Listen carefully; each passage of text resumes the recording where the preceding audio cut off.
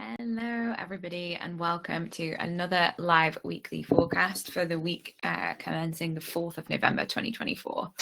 So in these sessions, we have a little look at the upcoming astrological energy for the week, as well as the energy of the moon, the energy of the seasons, and how all of those different energies layer on top of each other to create our experience of the week ahead.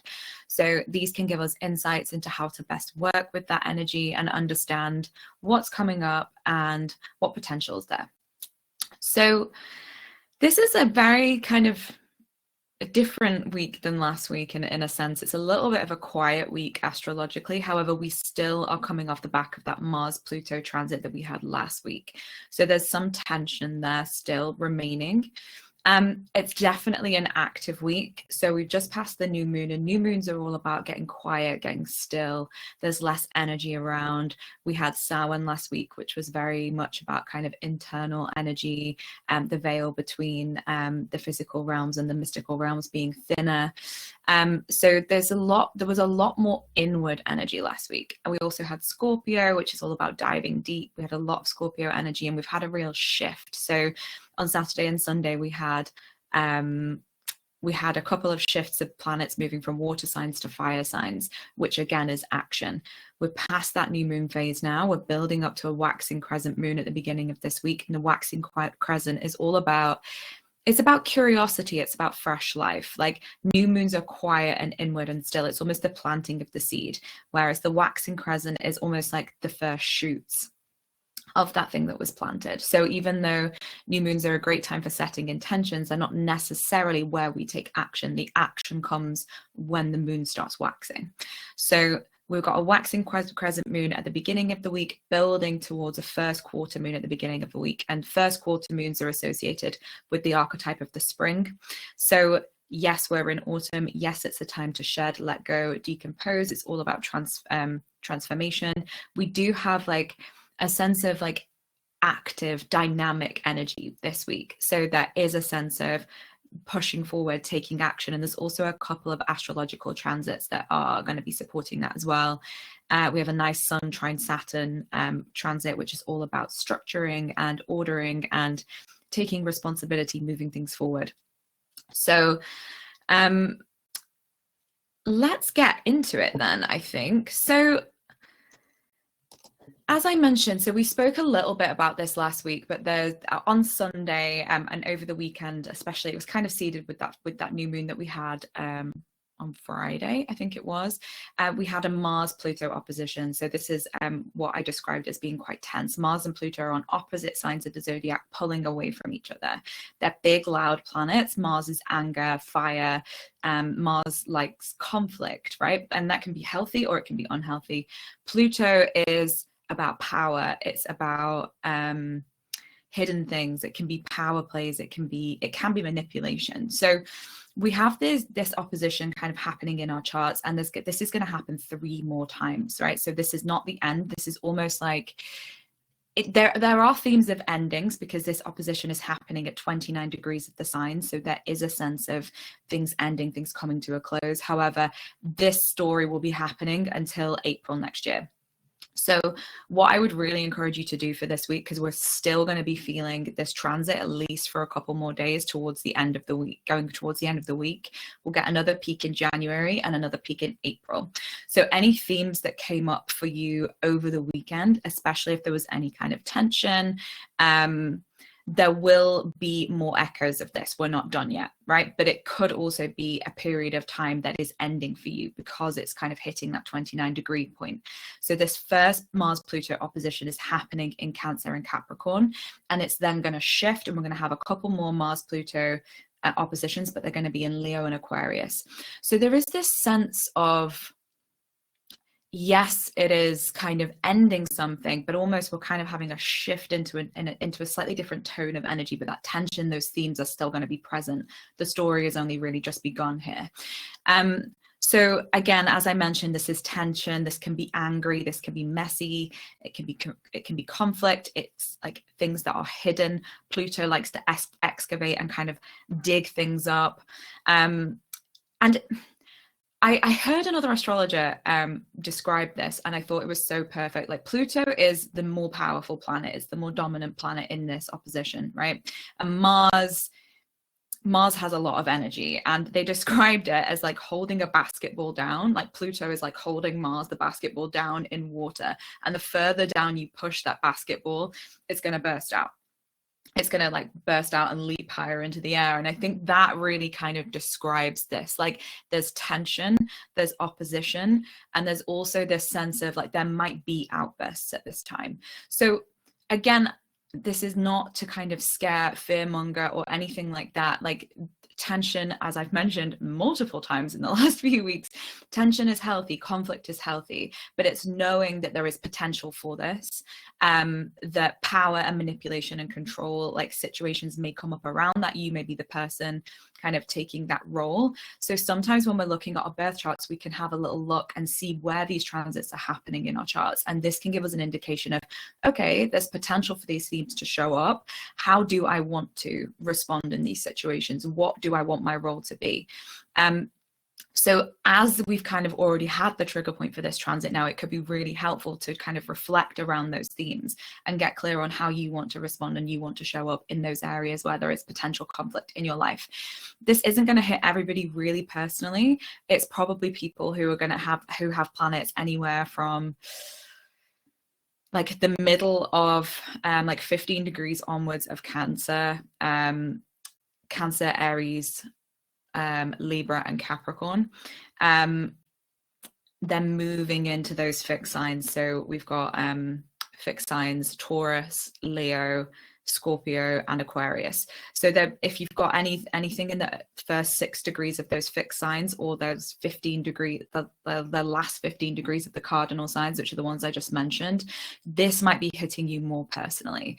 The mutable guys are kind of having a little bit of a nicer time. So if you've got planets in signs like Gemini, Virgo, Sagittarius, Pisces, they're mutable signs. So there's a nice Venus Jupiter opposition happening there.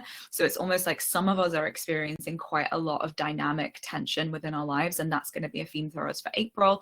And then the people who are having the mutable signs and maybe only have planets around those points, like personal planets, might be like, I don't really understand what everyone's talking about that. There's all this tension happening, but I'm okay. So again, like, astrology can have a collective influence, of course, but how it shows up in your life can really vary and be very different. And that's really where looking at our own personal birth charts can be so helpful in understanding that. So I would really recommend you have a little look. If you do need any help, particularly those guys on the membership who I'm really familiar with your charts, drop me a message and I can let you know what houses and what areas of life this tension might show up, and maybe help you to understand like what's seeded and what's begun here. So next we have, so again, pretty light on the astrological transits. There's only really 2 this week that are like significant and of note. We have the Sun in Scorpio on Monday, the 4th of November, trining Saturn in Pisces. So this is a very steadying transit. Saturn is slow, steady, consistent. The Sun is like vibrancy, it's you, it's self. This is quite cooling and isolating. Saturn cools, and it's because it's the Sun, and the Saturn is also isolating. It's almost like this isn't really a relationship transit. This is a transit for you personally. It's supportive, it's structuring, it's inner strength, and it's a real time to kind of structure your actions. Again, when we've got that the energy of the moon building, like when we set intentions around the new moon, this can really be a time where energy is slowly pushing us to take action. And the Sun trine Saturn is just another layer that's really supportive, and that's going to be active for a couple of days, either side the 4th of November. So a really great time for action this week, getting your shit together, like cracking on with things. Lots and lots of support there. And also, because this is happening in water signs, this is almost like, I guess, particularly after like a lot of activity in Scorpio water signs, like heightened emotions, particularly with that Mars-Pluto opposition as well. There's kind of potential here for almost like a little bit of soothing and cooling and calming heightened emotion potentially, because we've got that real supportive structure, or almost like making sense of or channeling emotions into structure and action potentially with this really nice trine that we have with the Sun and Saturn. Then things are a bit quiet. We've got some energy, nice energy building from that first quarter moon. That tension from Mars-Pluto is slowly starting to wane, and we won't really get another echo of that now until January. Then on Saturday, the 9th of November, Venus in Sagittarius squares Neptune in Pisces. Now, this is quite a chilled transit, I would say. It's creative, it's relaxing, it's kind of mystical and dreamy. Because it's a square, it could bring confusion or haze around certain topics, particularly around like truth, because Sagittarius is almost like the quest for truth. Neptune creates haze and confusion and often a real lack of clarity. Or it could potentially show up in an interesting way, because Venus is the planet of relationships and Neptune is the planet of like dreaming and creativity and like glamour, and like it's associated with Disney. That's always the comparison I make, because I think that suddenly helped me understand, really understand like what that was signifying. It's like worlds and potential. So this could be potentially, it's fantasy, so there could be potential here for like over idealizing in relationships as well, and maybe not seeing things super clearly. So it's not a day for planning or concrete planning or getting clarity. However, there is lots of potential for haze and like dreaminess and kind of lack of clarity. And actually, when we surrender to that, that's incredibly creative energy, and it's incredibly soothing and calming energy. So when we have awareness around that, particularly around Saturday or like over the weekend, just knowing that actually this is not a time to kind of to have clarity, to remember things, but actually there's potential here for other stuff. So, you know, kind of planning your activities for the weekend around having that awareness can be really helpful, so we're not pushing against ourselves. So that's pretty much it for this week, to be honest. So again, like there's a real potential here for taking action. So I'm not going to do any recommended practices or journal prompts for you guys on the membership this week, just because we've started our 21-day experiment. There's so much happening on the membership in terms of journal prompts, practices every single day. So I definitely don't want to overwhelm.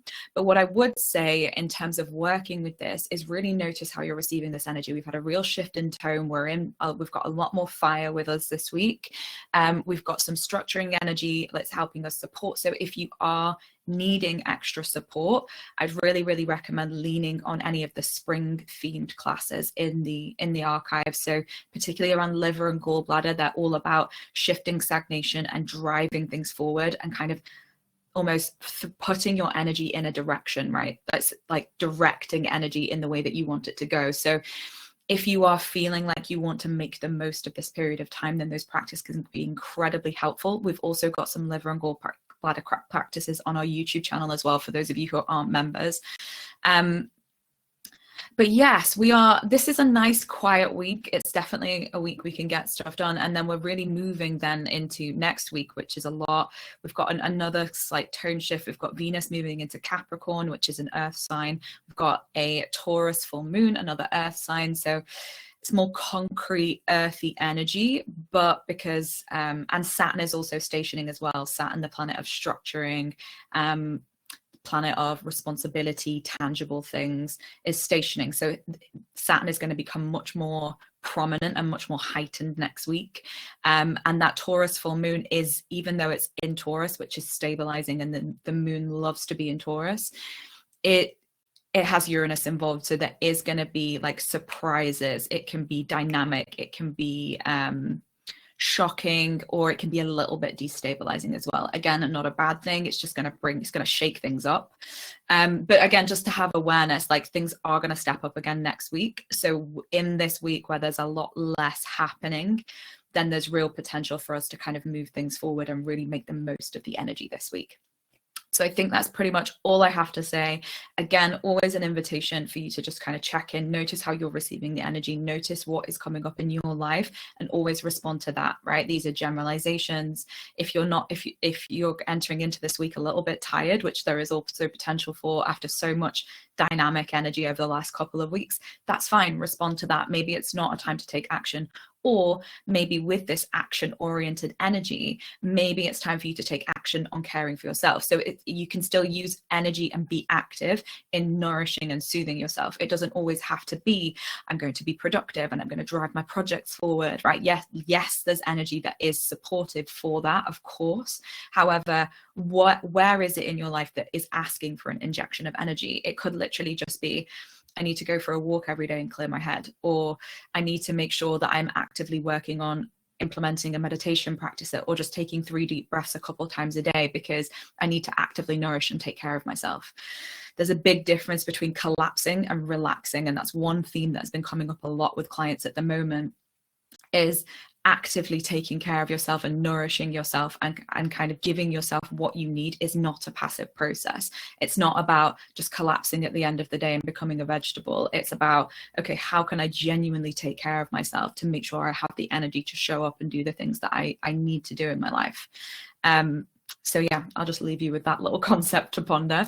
But I hope you all have a wonderful week. I'm definitely very, very curious to hear. I've done a couple of readings last week where we really went into this Mars-Pluto opposition with the thing that's going to be kind of keeping us running until April next year. Some really fascinating stuff came up with quite a few clients. It's so clear. So if anyone has any reflections of what that could be for them, or if you want a little bit of guidance and support in finding that, please get in contact with me, because I'm really kind of honing in on this transit now, particularly, and seeing how it really plays out in people's lives. So lots of love, and I will see you on the update next week. Mwah.